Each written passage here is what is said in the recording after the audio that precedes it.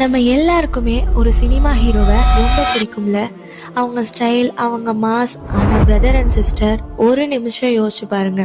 உங்க பெயர் கூட தெரியாத ஒரு மனுஷருக்காக ஏன் இவ்வளோ உயிரை கொடுக்குறீங்க? Welcome back to Hidaya diaries.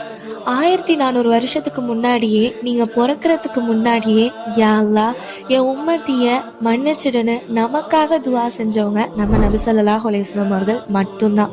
மறுமையில எல்லாரும் என் உயிர்னு ஓடும்போது நமக்காக நிற்க போகிறதும் அவங்க தான். சைக்காலஜி படி நம்ம மேலே அன்கண்டிஷனல் லவ் வச்சிருக்கிறவங்கள பின்பற்றது தானே நம்ம மனசுக்கு அமைதி தரும். ஸ்டைலை பார்த்து ஃபேன் ஆகாதீங்க, அந்த கேரக்டரை பார்த்து ஃபேன் ஆகுங்க.